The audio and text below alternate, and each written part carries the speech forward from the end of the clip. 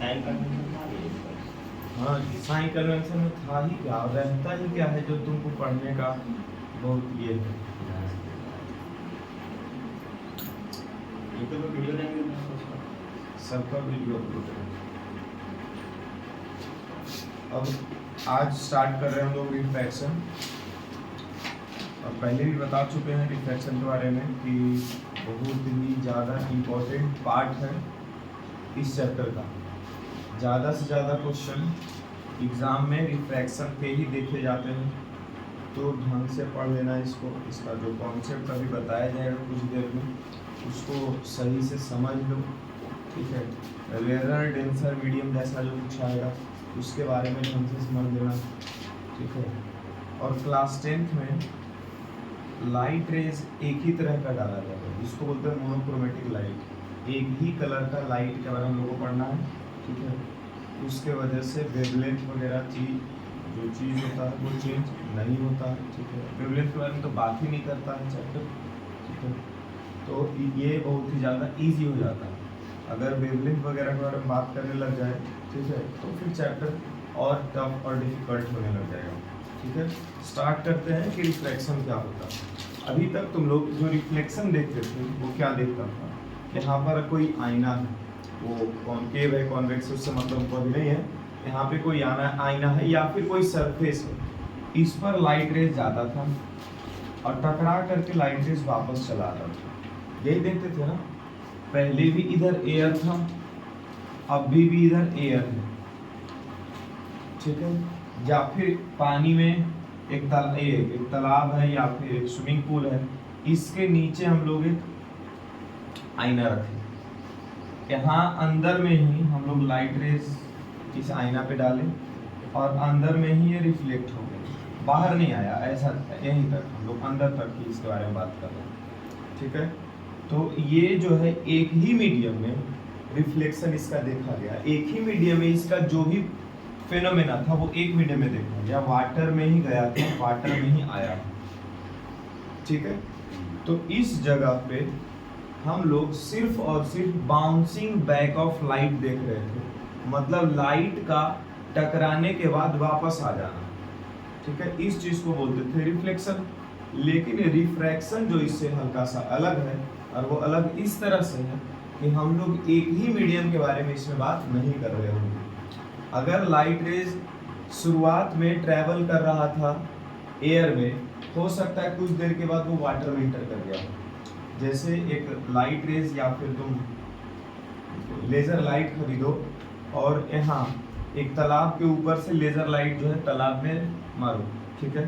तो ऊपर से जो तुम्हारा हाथ के पास लेज़र लाइट है वहाँ से जो लाइट निकला, और जहाँ पर अभी तालाब का पानी शुरू नहीं हुआ था वहाँ तक का जो दूरी है, उस जगह पर लाइट रेज कहाँ ट्रेवल कर रहा है, एयर में। और जैसे ही वाटर का सरफेस आया, उस जगह को हम लोग बोलेंगे इंटरफेस। जहाँ पर दो मीडियम मिलता है उस जगह को हम लोग बोलेंगे इंटरफेस। और उसके बाद फिर वाटर का मीडियम आ चुका है, ठीक है। तो उस जगह पे लाइट रेज को तुम टकरा करके वापस आते हुए नहीं देखोगे। जैसे यहाँ पर पानी है, ठीक है, यहाँ से हम लोग लाइट रेज डालें, ठीक है। तो ऐसा नहीं होगा कि ये आईना का काम करेगा और इसके बाद फिर लाइट रेज इधर ट्रेवल कर देगा, ऐसा नहीं होगा। लाइट रेज को इधर कर देगा, ऐसा नहीं होगा। ये तो फिर बाउंसिंग बैक ऑफ लाइट हो गया, मतलब रिफ्लेक्शन हो जाता अगर ऐसा करता तो, ठीक है। रिफ्लेक्शन से कुछ अलग होने वाला था। और यहाँ पर ये इधर ना जा करके लाइट रेज इसी में ट्रेवल करने लग जाता है, लाइट रेज आगे ट्रेवल करने लग जाता है। और यहाँ मीडियम का चेंज होने की वजह से, यहाँ पहले क्या था, एयर था, और यहाँ अब क्या है, वाटर। 10th क्लास में बोला जाता है कि मीडियम चेंज हुआ तो लाइट रेज का उस मीडियम में स्पीड भी चेंज हो गया, ठीक है। ये अगर जो एयर था, ठीक है, तो वैक्यूम हम लोग सोच करके या फिर एयर सोच करके इसका स्पीड ऑफ लाइट क्या जानते हैं, 3 × 10⁸ मीटर पर सेकेंड। फिर वाटर का स्पीड क्या जानते हैं, 2 × 10⁸ मीटर पर सेकेंड। मतलब कि स्पीड इससे इसमें अलग हो गया, जिसके वजह से बेंडिंग देखा जाता है। लिखा हुआ होगा, phenomenon of refraction takes place because of difference of speed in different media, ठीक है। अलग अलग मीडियम में अलग अलग स्पीड देखने को मिलता है लाइट रेज का, इसी के वजह से बेंडिंग देखने को मिल रहा है, और बेंडिंग को हम लोग बोलते हैं रिफ्रैक्शन। तो यहाँ पे एक नॉर्मल ड्रॉ करते हैं, यहाँ जो ऐसे रेज जाने वाला था, यहाँ जो ऐसे सीधा रेज जाने वाला था, ये रेज सीधा भी नहीं गया, ऐसे रेज जाते हुए एकदम सीधा चलते चला जाना चाहिए था, ये सीधा भी नहीं गया, इस रे को बेंड कर दिया गया इधर। क्या ऐसा लग रहा है कि यहाँ से यहाँ जा रहा था तो इधर सीधा जाना चाहिए था, लेकिन इसको क्या किया गया, इधर की ओर बेंड कर दिया गया। इसी फेनोमेना को हम लोग बोलते हैं रिफ्रैक्शन। ठीक है, अब इसको डिफाइन 10th क्लास में ऐसे किया जाता है कि अगर जो 10th क्लास में इसको डिफाइन किया जाता है कि एयर का जो पार्टिकल्स है वो बहुत दूर दूर है, जिसके वजह से लाइट रेज आसानी से ट्रेवल कर लेता है। ठीक है, और यहाँ पे वाटर का जो पार्टिकल्स है, ठीक है, इंटरमोलिक्यूलर पार्टिकल्स, ठीक है, वो बहुत ही ज़्यादा पास पास है, इसकी वजह से इसका स्पीड ज़्यादा नहीं होने देता लाइट रेज का स्पीड, ऐसा करके इसको एक्सप्लेन करता है। और ये लाइट रेज का डिफरेंस के वजह से इसका बेंडिंग देखने को मिलता है। इसके बारे में थोड़ा बहुत और हम लोग रिफ्रैक्टिव इंडेक्स अभी कुछ ही देर में पढ़ने वाले होंगे, उसमें भी बात किया जाएगा, बहुत तो नहीं लेकिन थोड़ा बहुत। तो रिफ्रैक्शन के बारे में हम लोग समझे कि अगर लाइट रे एक मीडियम से दूसरा मीडियम में ट्रेवल कर रहा है, ठीक है, इसके वजह से दो अलग अलग मीडियम में स्पीड अलग अलग होगा, और स्पीड अलग अलग होगा तो बेंडिंग ऑफ लाइट देखने को मिलेगा। इसी फिनोमेना को हम लोग बोलते हैं रिफ्रैक्शन ऑफ लाइट। अब दो अलग अलग मीडियम है तो दोनों मीडियम को कुछ नाम दिया गया, रेयरर मीडियम और डेंसर मीडियम। रेयरर मीडियम किसको बोलते हैं और डेंसर मीडियम किसको बोलते हैं? जहाँ पर लाइट रेज का स्पीड कम होगा उस जगह को बोलेंगे रेयरर मीडियम, और जहाँ पे लाइट रेज का स्पीड ज़्यादा होगा उस जगह को बोलेंगे डेंसर मीडियम। डेंस मतलब समझते हो? डेंस मतलब, चलो इसका एक एग्जांपल लेते हैं ऐसे, बाजार, यहाँ से हम लोग अच्छा खासा स्पीड में अपना गाड़ी लेकर के जा रहे होंगे, जैसे ही बाजार आया या फिर कोई डेंसली पॉपुलेटेड एरिया है, डेंसली पॉपुलेटेड एरिया समझते हो, घनी आबादी वाला एरिया, क्या वहाँ पर अपना स्पीड कम कर देंगे? मतलब जहाँ स्पीड कम है वहाँ क्या है, डेंस है, डेंसर मीडियम स्पीड कम। ठीक है, बचा कौन, रेयरर मीडियम, वहाँ पे स्पीड ज़्यादा। ठीक है,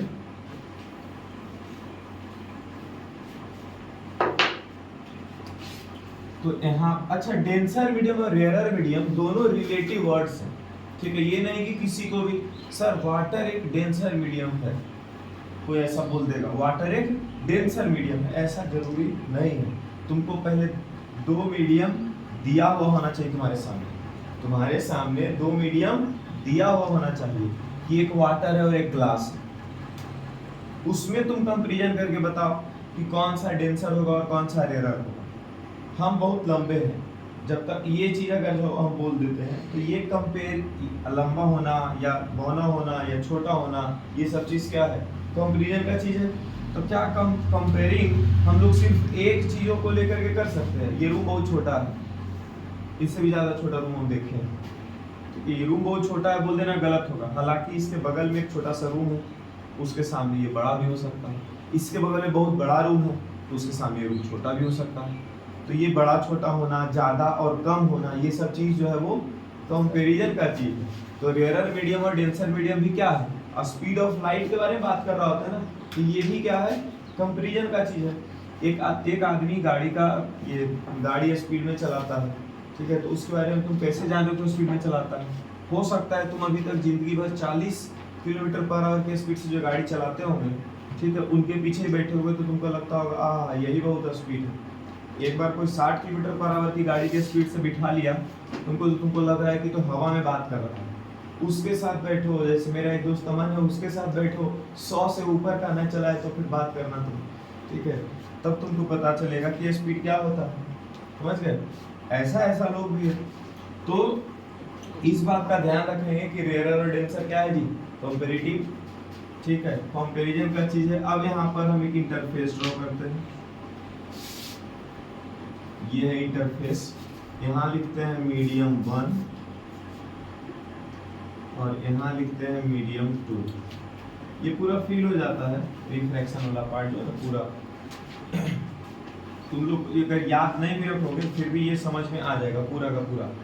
ठीक है, मीडियम 1 और मीडियम 2 यहाँ पे लिख लिए हैं। अब पहले से हमको पता है, मान करके चल रहे हैं कि मीडियम 1 क्या है, रेयरर है, और मीडियम 2 डेंसर है। क्या है यहाँ पे जी, मीडियम 1 को हम रेयरर बोल रहे हैं, मीडियम 2 को डेंसर बोल रहे हैं। एक लाइट रे यहाँ से आया था ऐसे, इसको क्या बोलेंगे, इंसिडेंट रे। इस रे को क्या बोलेंगे, इंसिडेंट रे। तो क्या ये लाइट रेज को ऐसे ही चलते चले जाना चाहिए था? अगर मीडियम चेंज नहीं होता, ये लाइट रेज ऐसे ही चलते चला जाता कि नहीं चलते चला जाता? लेकिन ये क्या हुआ है, मीडियम यहाँ पे चेंज हुआ है, स्पीड ऑफ लाइट चेंज हुआ है। अगर स्पीड ऑफ लाइट चेंज हुआ तो क्या होगा, रिफ्रैक्शन। रिफ्रैक्शन कैसे पता चलता है कि हुआ है, तो लाइट का बेंडिंग के वजह से हम लोग बोलते हैं कि रिफ्रैक्शन हुआ है।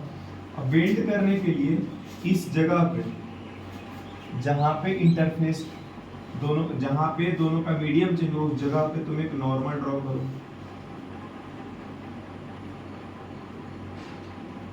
इसको बोल दिए नॉर्मल, ठीक है।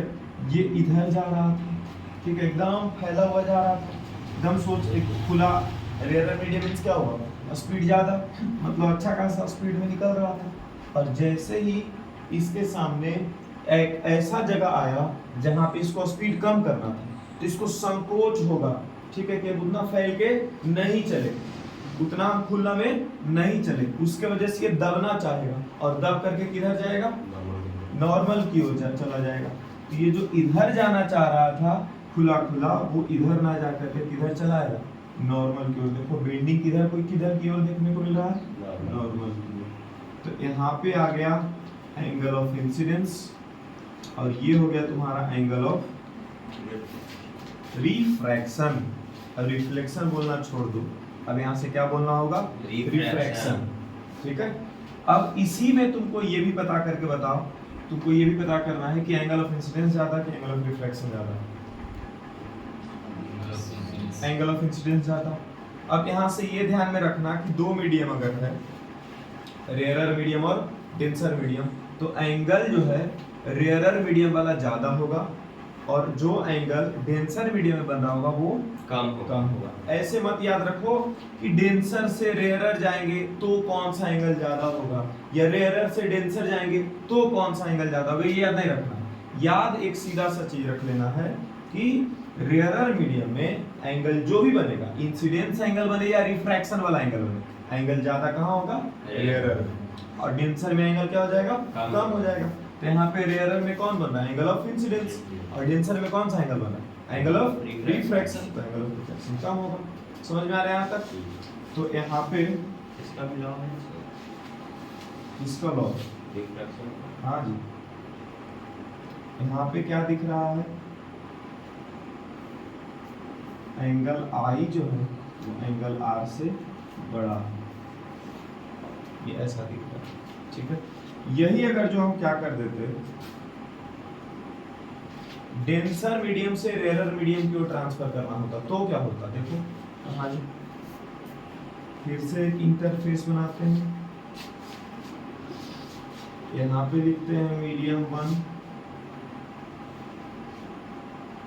और इस बार ऊपर का जो मीडियम होगा वो डेंसर होगा, ठीक है, और यहाँ लिखते हैं मीडियम 2, और ये वाला जो मीडियम होगा वो रेयरर होगा। इस बार हम बोल रहे हैं डेंसर से कहाँ जाएगा, रेयरर की, केस 1, रेयरर टू डेंसर। इस केस में एंगल आई जो है वो बड़ा हो गया एंगल आर के। ये केस कौन सा है,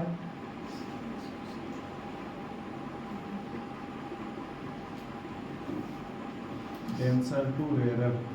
इस केस में देखेंगे एंगल आई किधर होगा बड़ा, और ये एंगल आई बड़ा होगा कि एंगल आर बड़ा होगा।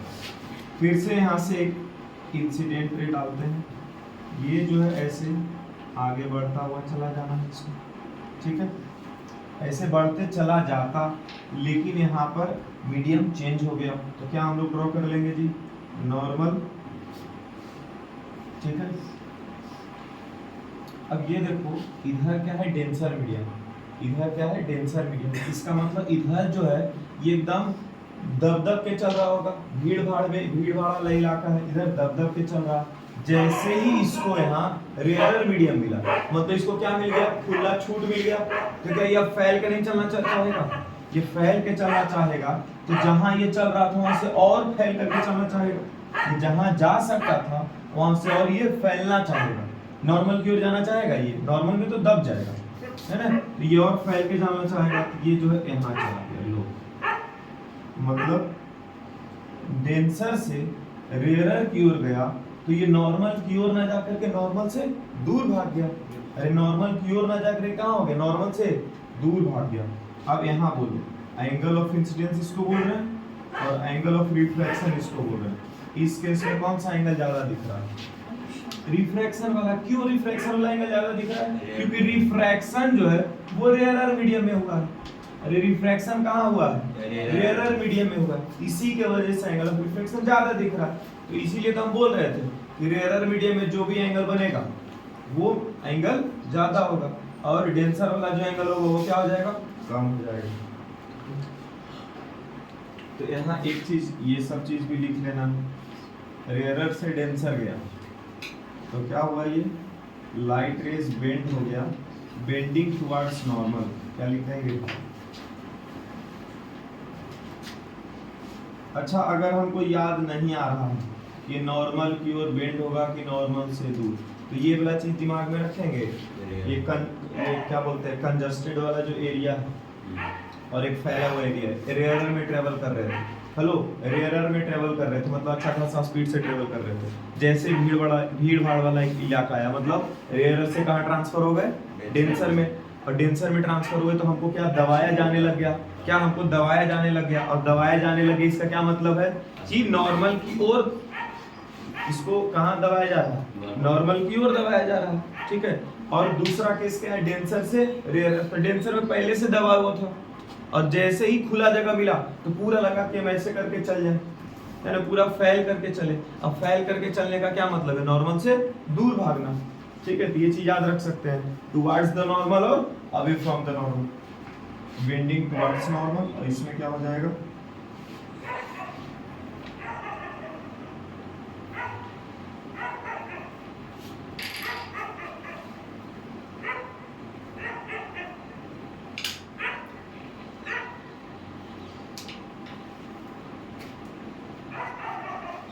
इसमें angle R is greater than angle R।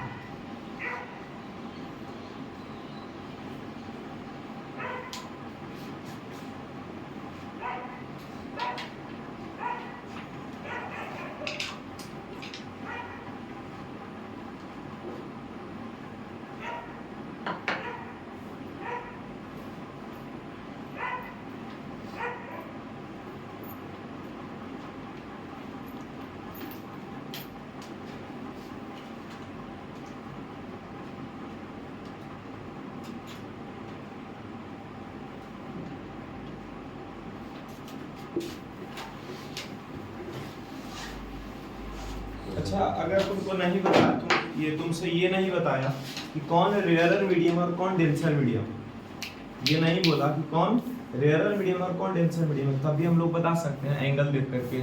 हाँ, से देखो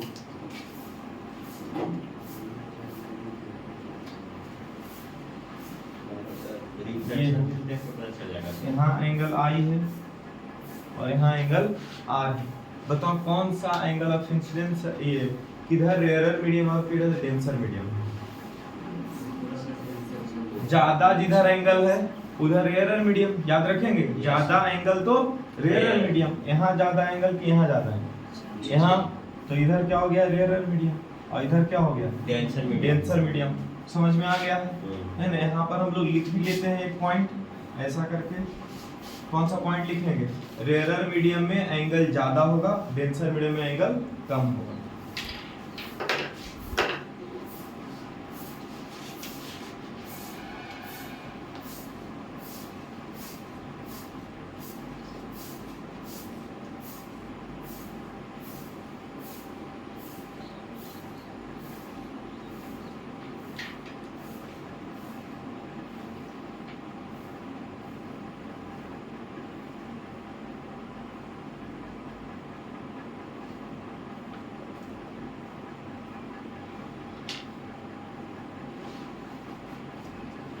सही दिख रहा है।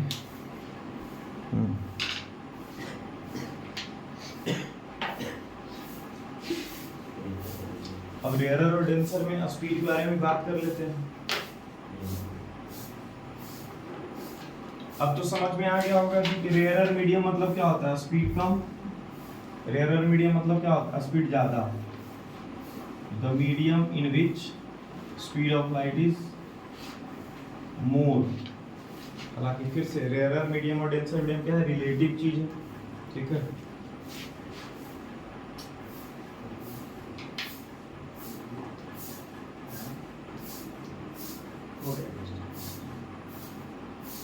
टेस्ट का पूरा चेक हुआ सर इधर।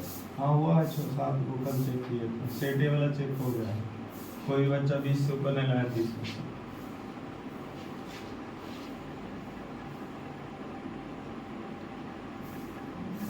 तो मीडियम इन विच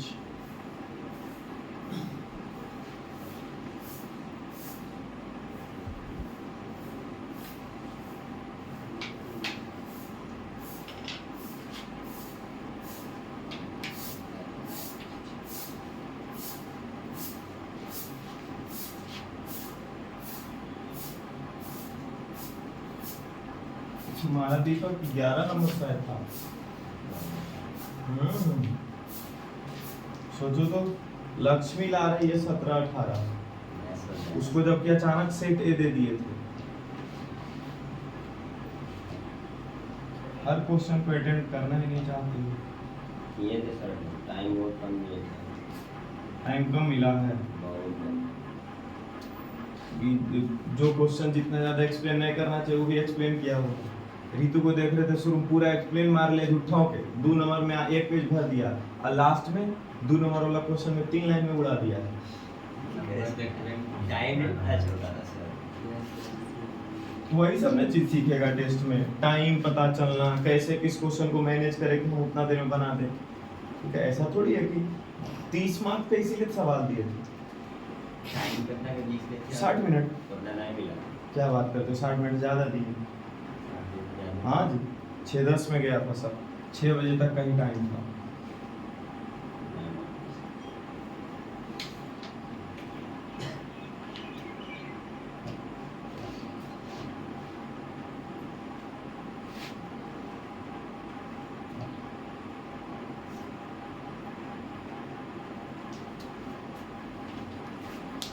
देखो आज फिर बुलसन एब्सेंट हो गया, कल फिर प्रेजेंट होगा और कल ही सब कुछ नहीं बुझाएगा।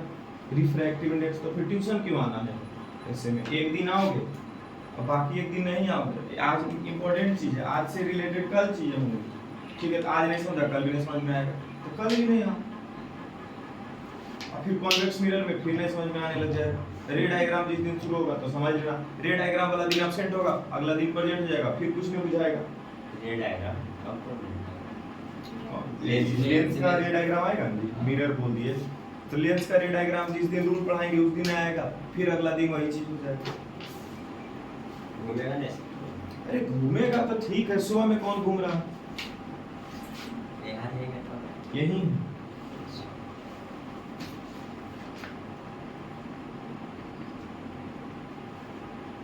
अमन से अमन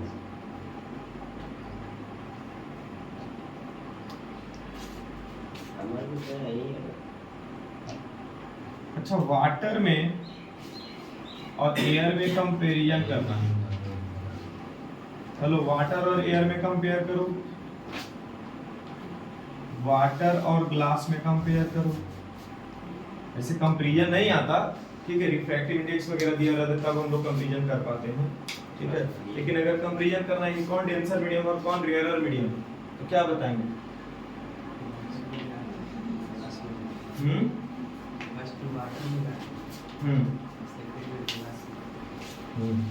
वाटर क्या है जी?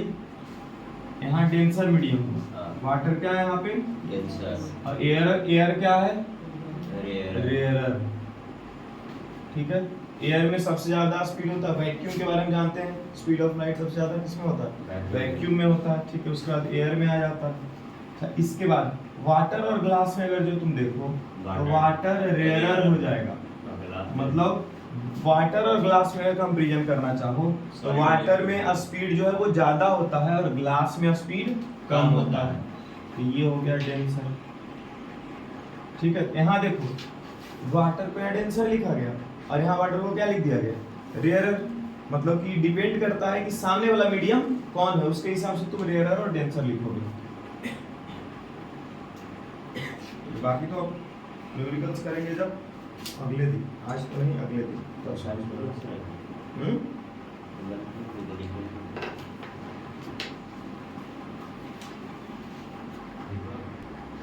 तो यहाँ तक अभी हम लोग बेस बस बना रहे थे कि रिफ्रैक्शन क्या होता है। ठीक है, अभी तक ज़्यादा कुछ हम लोग सीखे नहीं रिफ्रैक्शन। ठीक है, अलग अलग मीडियम सीखे, 2 मीडियम सीखे, इंसिडेंस एंगल और रिफ्रैक्शन एंगल के बारे में बात किए, और उसके बाद फिर किस में स्पीड ज़्यादा होता है, कौन सा मीडियम में स्पीड कम होता है, बस इतना बात किए। ठीक है, अब इसी का इस्तेमाल करते हुए हम लोग ये जो 2 केस पढ़े हैं, इसी का इस्तेमाल करते हुए हम लोग पढ़ने जा रहे हैं rectangular glass slab. Glass slab तुम लोग सभी लोग देखे हो, ठीक है, बस ध्यान में नहीं है ग्लास स्लैब होता है। ऑफिस वगैरह में लिखा ये रखा हुआ रहता है कि वाइट शेप का रहता है ग्लास, ऐसा इतना को बना हुआ, जिसको रख करके और ये सब मतलब कि पेपर वगैरह ना उड़े, उन सब चीज को बचाने के लिए इसका इस्तेमाल किया जाता है। देखे हो कि नहीं देखे हो? देखे हो? हैं? अच्छा, स्कूल में किए हो इस पे एक्सपेरिमेंट? तुम्हारा स्कूल तो सबसे आगे है। इतना एक्सपेरिमेंट हमको नहीं लगता नवादा को स्कूल करवाता होगा क्या? बहुत एकाध दो स्कूल में लैब है, वो स्कूल नहीं करवा रहा है एक्सपेरिमेंट, तुम्हारा स्कूल बिना लैब का करवा दे रहा है। फिर भी तुम लोग अपना स्कूल से खुश नहीं रखा।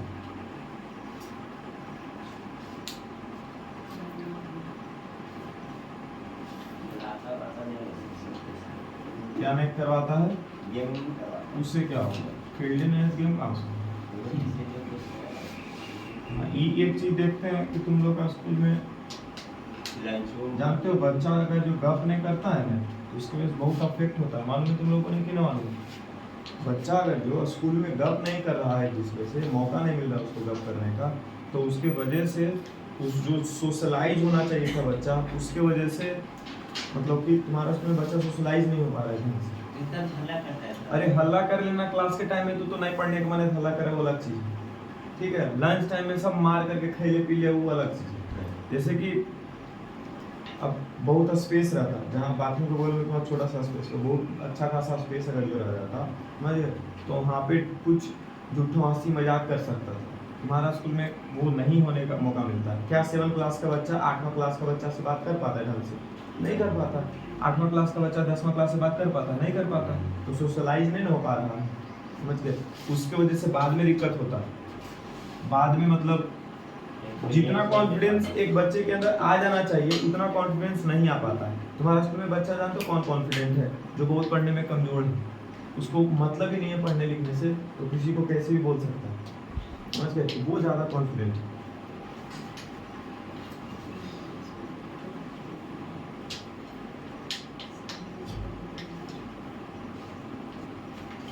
रेक्टेंगुलर ग्लास स्लैब बना लेते हैं। अब इतना बड़ा बनाएंगे जानबूझ करके, ताकि इसमें रिफ्रैक्शन पता चले। नहीं तो इतना छोटा सा अगर जो रिफ्रैक्शन हम दिखाने का कोशिश की, पता नहीं चलेगा इसमें डायग्राम क्या है। तो इसीलिए इसको बड़ा बनाया जा रहा है।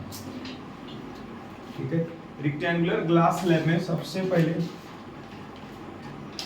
ज़्यादा तिरछा हो गया लगता है।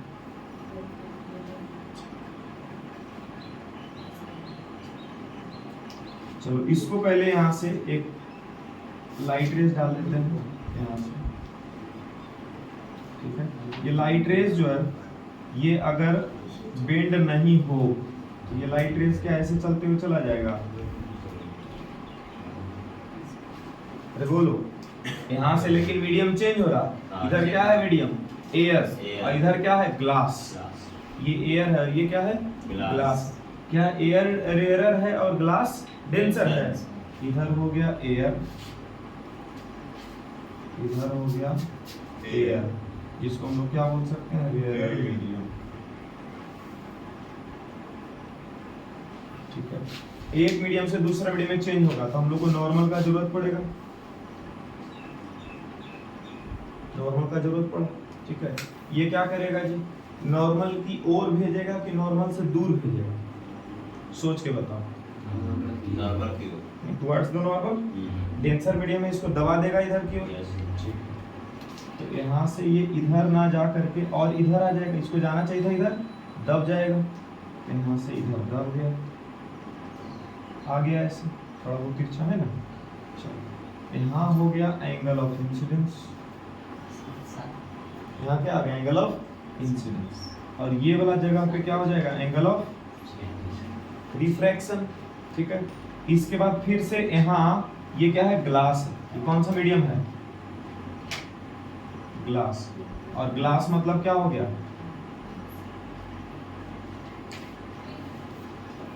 Denser medium.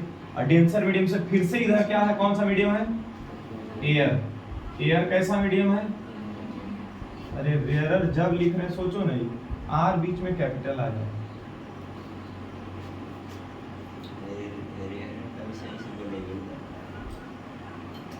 Rarer medium. तो क्या रेयरर, यहाँ भी मीडियम चेंज हो रहा है। अगर मीडियम चेंज हो रहा है तो क्या हम लोग फिर से यहाँ पर एक नॉर्मल ड्रॉ कर लेंगे?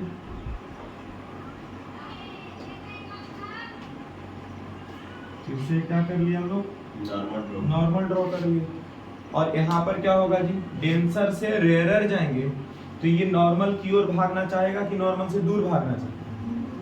नॉर्मल से दूर, क्योंकि रेयरर मीडियम मिला। रेयरर मीडियम मतलब खुला जगह, और खुला जगह में ये और स्पीड जाएगा, मतलब भागेगा दूर दूर। ठीक है, तो यहाँ पर जो ये ऐसे आ सकता था ये फिर से ऐसे चला गया। ठीक है, और इस रे का पैरेलल ये हो रहा है। कौन सा रे का? जो शुरू में इंसिडेंट रे आ रहा था, इसका क्या हो जाएगा? ये पैरेलल। अब सुनो, इसको तो हम लोग बोल दिए इंसिडेंट रे, इसको कौन सा रे बोल दिए? Incident ray. Incident ray. ये वाला जो रे है इसको हम लोग क्या बोल देंगे? रिफ्रैक्टेड रे। रिफ्रैक्शन होने के बाद जो रे बना उसको रिफ्रैक्टेड रे। और यहाँ से ये बाहर जो निकल रहा है इस रे को हम लोग बोल देंगे इमर्जेंट रे। इस रे को हम लोग क्या बोल देंगे? इमर्जेंट रे। तो इमर्जेंट रे जब यहाँ एंगल बनाएगा तो इस एंगल को हम लोग बोल देंगे एंगल ऑफ इमर्जेंस। ये हो गया एंगल ऑफ इंसिडेंस, ये हो गया एंगल ऑफ रिफ्रैक्शन, और ये हो गया एंगल ऑफ इमर्जेंस। ये इमर्जेंट रे और ये कौन सा रे आ रहा है? Incident ray. ये कौन सा रे आ रहा है? Incident ray. ये दोनों हो जाएगा आपस में पैरेलल। इमर्जेंट रे और ये कौन सा एंगल है? इमर्जेंट रे। इमर्जेंट रे और ये इंसिडेंट रे, ये दोनों क्या हो जाएगा? आपस में पैरेलल। और इन दोनों के बीच में एक फिक्स डिस्टेंस होगा। ठीक है, पैरेलल है तो यहाँ का डिस्टेंस बोलो या यहाँ का डिस्टेंस बोलो, एक फिक्स डिस्टेंस होगा, इसको बोलेंगे D. D stands for lateral displacement. यहाँ क्या आ जाएगा? Lateral displacement. ये सब 12th में जाओगे तब जा करके सबका फॉर्मूला भी निकल करके आएगा कि कितना डिस्प्लेसमेंट होगा लेटरल वाला। ठीक है, एंगल ऑफ डेविएशन ये सब साथ कैलकुलेट। फिर एंगल ऑफ डिविएशन तो एक बार और हम लोग पढ़ेंगे प्रिज्म में। ठीक है, लेटरल डिस्प्लेसमेंट और angle of deviation.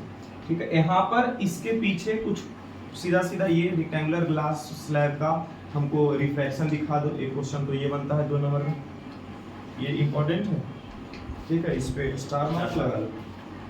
Rectangular glass slab का रे डायग्राम या रेक्टेंगुलर ग्लास स्लैब में रिफ्रैक्शन दिखा दो। ठीक है, ये बोला जा सकता है। या डायरेक्टली रेक्टेंगुलर ग्लास स्लैब ना बोल करके तुमसे ऐसा कुछ लिख देगा रेक्टेंगुलर ग्लास स्लैब के बारे में कि तुमको ये समझ में आ जाएगा कि बीच में कोई मीडियम है। अच्छा, यही अगर जो हमको बोल दे कि एक मतलब कि बहुत ही पतला सा शीशा का एक डब्बा है और इसमें जो है पानी रखा हुआ है, एयर से पानी में डाला गया रेस और पानी से वापस एयर में आ गया, तो क्या ये भी यही केस हो जाएगा कि नहीं हो जाएगा? बीच में एक डेंसर मीडियम है, तो सब इतना ध्यान रखना है। रेयरर से डेंसर और डेंसर से कहाँ निकलना है? रेयरर की ओर निकलना है। तो यही वाला रे डायग्राम फिर से बनेगा। ठीक है, इसमें इंपॉर्टेंट जिसपे न्यूमेरिकल्स कितना बार पूछा है, ये एक एक मार्क्स का, कि एंगल आई जो होता है और एंगल ई जो होता है ये लगभग बराबर होता है, नहीं तो बराबर होता है। चलो इसको अप्रोक्सीमेटली बराबर लिखते हैं। लगभग बराबर होगा, नहीं तो बराबर ही होता है। 1 डिग्री का चेंज, 2 डिग्री का चेंज, हार्डली 3 डिग्री का चेंज। ठीक है, किसके किसके बीच में? एंगल ऑफ इंसिडेंस और एंगल ऑफ रिफ्रैक्शन के बीच में। और ये दोनों बड़ा होगा, किससे बड़ा होगा जी? तो एंगल ऑफ रिफ्रैक्शन से। एंगल ऑफ इंसिडेंस और एंगल ऑफ इमर्जेंस दोनों लगभग बराबर है, और ये दोनों बड़ा होगा कौन किससे? Angle of refraction. नोट कर लीजिए। तो इसमें यहाँ पे नहीं छोड़ना होता है इसको, ठीक है। जैसे 2 मार्क्स में इतना जब कर दोगे तो 1 या 1.5 मार्क्स मिल जाएगा, ठीक है, ये सब लिखने पर। इसके बाद फिर इसका नाम भी लिखना पड़ेगा, ठीक है। पूरा जो रे वगैरह चल रहा था इसका नाम, यहाँ लिखो ए, यहाँ लिखो एम, एम एन, यहाँ दूसरा बार नॉर्मल बनाते एम डैश एम डैश। यहाँ से ए गया, इस जगह को बी बोल दिए, इस जगह को सी बोल दिए, और इसको हम लोग डी बोल दिए।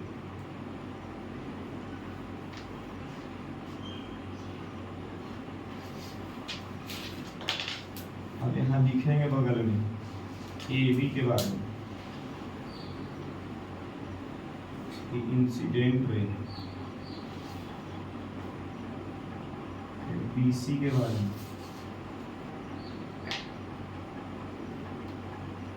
रिफ्रैक्टेड रे, बीसी के बाद क्या आ जाएगा? सीडी, ये हो जाएगा इमर्जेंट रे।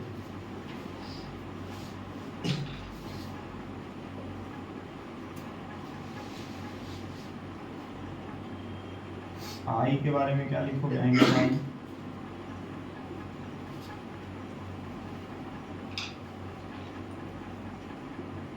Angle of incidence, angle are,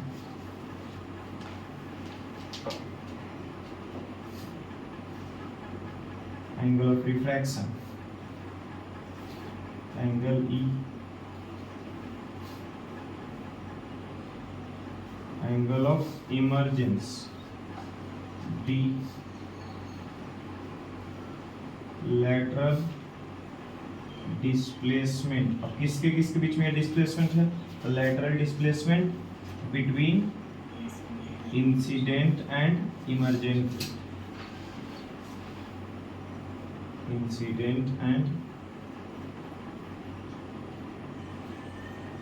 emergent. मिल गया पूरा 2 नंबर।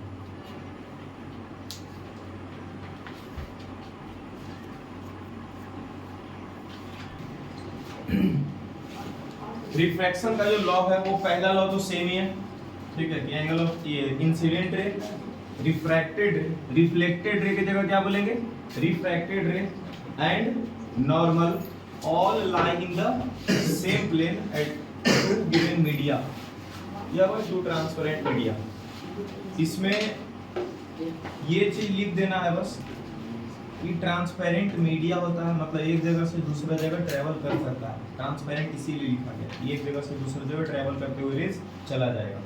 बाकी पहला लॉ दोनों का सेम है। दूसरा लॉ उसमें एंगल ऑफ इंसिडेंस और एंगल ऑफ रिफ्रैक्शन बराबर होने की बात करता है। यहाँ पर इंसिडेंस और रिफ्रैक्शन के एंगल के बारे में तो बात कर रहा है, लेकिन सिर्फ एंगल के बारे में बात नहीं कर रहा। बोल रहा है कि अगर जो कोई भी 2 मीडियम, हेलो इधर देखो, कोई भी 2 मीडियम है, तो यहाँ से ट्रेवल किया और लाइट रेज इधर चला आया, ठीक है, तो यहाँ का जो एंगल बना इसको एंगल ऑफ इंसिडेंस बोल रहे हैं, यहाँ का जो एंगल बना इसको एंगल ऑफ रिफ्रैक्शन बोल रहे हैं। इसके बीच में बहुत कुछ तौर तरीके अपनाए गए, लेकिन एक बार ऐसा देखा गया कि साइन के साथ अगर जो एंगल ऑफ इंसिडेंस और साइन के साथ एंगल ऑफ रिफ्रैक्शन को जब भी डिवाइड करते हैं, जैसे कि यहाँ पर डिवाइड किया, हेलो मानो यहाँ पे एक एक्स एंगल, हेलो इसका वैल्यू x डिग्री और इसका वैल्यू y डिग्री, मतलब साइन x बटा साइन y। दूसरा जगह फिर से यही 2 मीडियम था, जो मीडियम यहाँ पे 2 है, ध्यान से देखना, जो मीडियम यहाँ पर दोनों है वही मीडियम यहाँ पर फिर से लिया गया। इस बार एंगल थोड़ा सा ज्यादा चेंज किया गया, देखो यहाँ ज्यादा बेंड कर दिया गया इधर, ऐसे मतलब कि ज्यादा एंगल दे दिया गया एंगल ऑफ इंसिडेंस। तो ये देखा गया ऐसा इसका बेंडिंग, यहाँ पर मानो a डिग्री है और यहाँ पर b डिग्री है, ठीक है, तो यहाँ से भी साइन का एंगल a और साइन का एंगल बी का रेशियो निकाला गया। फिर किसी और जगह पे ये नॉर्मल है, यहाँ पे ये एंगल ऑफ इंसिडेंस, यहाँ पे मानो P एंगल लिया गया और यहाँ पे Q, और P Q A B X Y इस सब के जगह पर वैल्यू है angle 30 degree 20 degree 50 degree 60 degree कुछ भी हो सकता है, ठीक है। तो यहाँ पे देखा गया कि साइन P और बटा साइन Q का वैल्यू निकालता है तो हर बार इसका वैल्यू इसका वैल्यू इसका वैल्यू हर बार एक कांस्टेंट वैल्यू के बराबर आ रहा है, हर बार एक कांस्टेंट वैल्यू के बराबर आ रहा है। इसी को बना दिया गया एक लॉ, और इस लॉ को हम लोग स्नेल्स लॉ भी बोलते हैं। इसी लॉ को क्या बोलते हैं हम लोग? स्नेल्स लॉ बोलते हैं, और इसको स्नेल्स कांस्टेंट बोलते हैं, ठीक है, जो दोनों को डिवाइड करने पर आ रहा है। इसमें क्या ऐसा लिखा हुआ है कि गिवन कलर के लिए है and for the given pair of medium, मतलब कि एक ही मीडियम होना चाहिए और वही कलर का रे ऑफ लाइट बार बार अगर मारते रहोगे तुम बस उसी में एंगल चेंज करते रहो तो बार बार कांस्टेंट वैल्यू सेम आते रहेगा, उसमें डिफरेंस नहीं आएगा। साइन आई और साइन आर का डिवाइड तुम करते रहो हर बार आंसर सेम आएगा। लेकिन अगर तुम शुरू में ये रेड लाइट यूज कर रहे थे, बाद में तुम ग्रीन कलर का लाइट इस्तेमाल अगर जो करने लग जाओ तो ये साइन आई बटा साइन आर पहले मानो 1.01 आ रहा होगा, या पहले अगर जो 1.2 आ रहा था तो हो सकता है अब 1.3 आने लग जाएगा, या हो सकता है 1.1 आने लग जाएगा, ठीक है। अगर जो तुम कलर चेंज कर दिए लाइट रे का तो, या फिर दोनों मीडियम अगर चेंज कर दिया तो यहाँ वाटर था यहाँ ग्लास था, यहाँ वाटर ग्लास था, वाटर ग्लास, तब तक मीडियम हर जगह पे 1.2 1.2 1.2 ऐसा समझो दे रहा था। लेकिन जैसे ही तुम मीडियम भी चेंज कर दिए, लाइट रे सेम रखने रह गया, मतलब कि पहले भी रेड लाइट इस्तेमाल कर रहा था, अभी भी ये रेड लाइट इस्तेमाल कर रहा है, अब यहाँ मीडियम चेंज कर दिया, यहाँ एयर ले आया, यहाँ वाटर ले आया, अब तुम साइन आई और साइन आर का डिफरेंस लाओगे तो 1.2 से अलग हो जाएगा, ठीक है। इसीलिए लिखा गया है कि एंगल ऑफ इंसिडेंस जो तुम्हारा निकल रहा है उसके साथ साइन ले लो, और एंगल ऑफ रिफ्रैक्शन जो निकल रहा है उसके साथ भी तुम क्या ले लो? साइन ले लो, और दोनों का रेशियो जब भी तुम करोगे तो हमेशा क्या आएगा? कांस्टेंट आएगा। लेकिन इसके बारे में थोड़ा सा और बता दे, कांस्टेंट कब तक आएगा? जब तक दिया हुआ कलर सेम है, लाइट रे जो है वो सेम कलर का है, और लाइट रे जो है वो दोनों एक ही जैसे मीडियम में बार बार जा रहा है। मीडियम चेंज अगर जो करते हैं, मीडियम अगर तुम चेंज कर लिए, क्या कर लिए? एयर और वाटर। तो यहाँ पर तुम मान के देखो इंसिडेंट और refraction, incident refraction, incident refraction, तो यहाँ पर हर बार फिर से कांस्टेंट वैल्यू आने लग जाएगा, sine i by sine r, sine i by sine r, sine i by sine r जो करोगे उसका कांस्टेंट वैल्यू आने लग जाएगा, ठीक है। इसी कांस्टेंट वैल्यू को बाद में ये एक्सप्लेन करने वाले एक साइंटिस्ट जिनका नाम स्नेल था, उसी के पीछे इस ये जो स्टेटमेंट लिखा हुआ है वो स्नेल्स लॉ का स्टेटमेंट है। तो तुम्हारा क्वेश्चन में स्नेल्स लॉ के बारे में बस इतना पूछा जा सकता है, write the statement of Snell's law, या फिर स्टेट द स्नेल्स लॉ, ठीक है। तो स्टेट द स्नेल्स लॉ जब बोलेगा तो ये सेकंड लॉ लिख देना, ठीक है। क्या हो सर चीज नहीं किए हाँ जाओ तुम जाओ, बाकी थोड़ा सा और बचा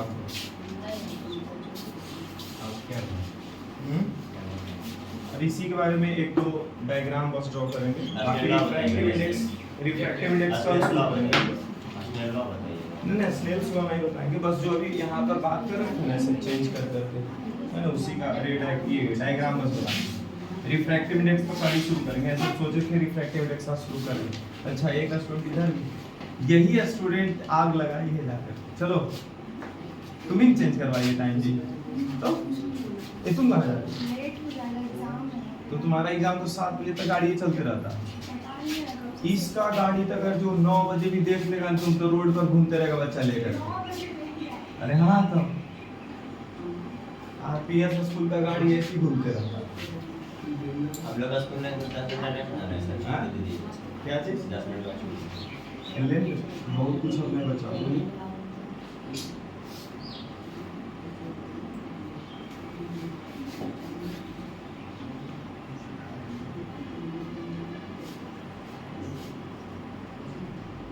I1 और यहाँ लिख देते हैं R1।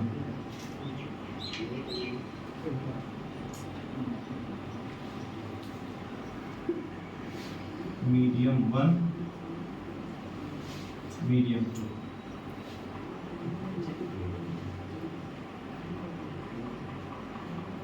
I2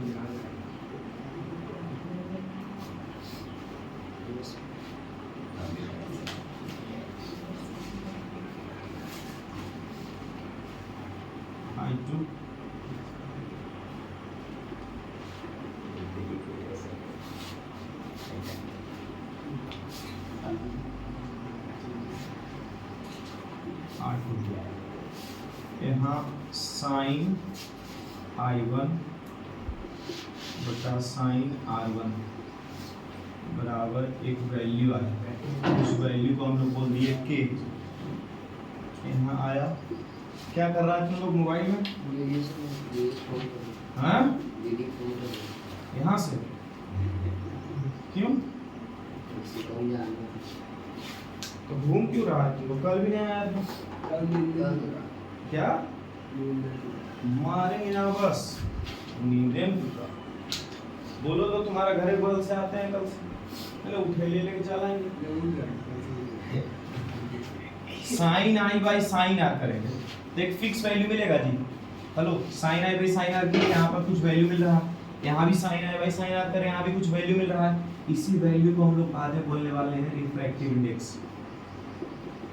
इसी वैल्यू को हम लोग बाद में बोलने वाले हैं रिफ्रैक्टिव इंडेक्स, ठीक है, जिसको हम स्नेल्स कांस्टेंट बोल रहे थे। स्नेल्स लॉ में जो कांस्टेंट वैल्यू है वही यहाँ पे आने वाला है, ये आने वाला है, और इसी चीज को हम लोग बाद में क्या बोलेंगे? Refractive index. और इसी रिफ्रैक्टिव इंडेक्स को हम लोग रिलेट कर देंगे स्पीड से, स्पीड ऑफ लाइट से रिफ्रैक्टिव इंडेक्स को रिलेट कर देंगे। रिफ्रैक्टिव इंडेक्स एक रिलेटिव चीज है, ठीक है। एक से ज्यादा अगर रिफ्रैक्टिव इंडेक्स जा रहा है तो उसका क्या मतलब है, एक से कम रिफ्रैक्टिव इंडेक्स जा रहा है तो उसका क्या मतलब है, वो सब चीज समझेंगे। कि रेयर से डेंसर अगर जाएगा तो रिफ्रैक्टिव इंडेक्स एक से ज्यादा आएगा, या डेंसर से रेयर जाएगा तो रिफ्रैक्टिव इंडेक्स एक से कम आएगा। ऐसा जो भी है इसके बारे में बात करेंगे अगले दिन, ठीक है। यहाँ पे ये दोनों डायग्राम ड्रॉ कर लो, और यहाँ पे यही खत्म हो जाता है। आई और आर के बीच में हम लोग को कोई लेना देना नहीं है। साइन के साथ आई और साइन के साथ आर, क्योंकि हम लोग बस 5 ही वैल्यू जानते हैं साइन पे। हेलो, कौन कौन सा? 0 डिग्री का, 30 डिग्री का, 45 डिग्री का, 60 डिग्री का और 90 डिग्री का। ये 5 वैल्यू बस जानते हैं। साइन पे, कॉस पे, टेन पे, ये सब पे कितना वैल्यू जानते हैं? 5 वैल्यू जानते हैं।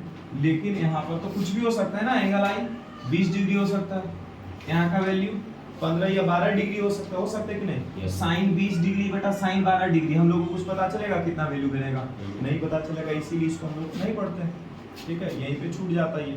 11th 12th में भी इस चीज़ को नहीं पढ़ते, इस चीज़ को पढ़ते हैं ग्रेजुएशन वगैरह में, जहाँ पर हम लोग इस्तेमाल करते हैं कैलकुलेटर का, ठीक है। साइंटिफिक कैलकुलेटर होता है, उसमें जिसका वैल्यू तुमको चाहते हो निकालने का, वो सारा वैल्यू निकल जाएगा। कल स्टार्ट करेंगे हम लोग रिफ्रैक्टिव इंडेक्स, ठीक है। तो फिर से लेक्चर मिस मत करना। रिफ्रैक्टिव इंडेक्स अगर नहीं रिफ्रैक्टिव मिस कर देते हो तो फिर रिफ्रैक्टिव इंडेक्स क्वेश्चन हर साल आता है।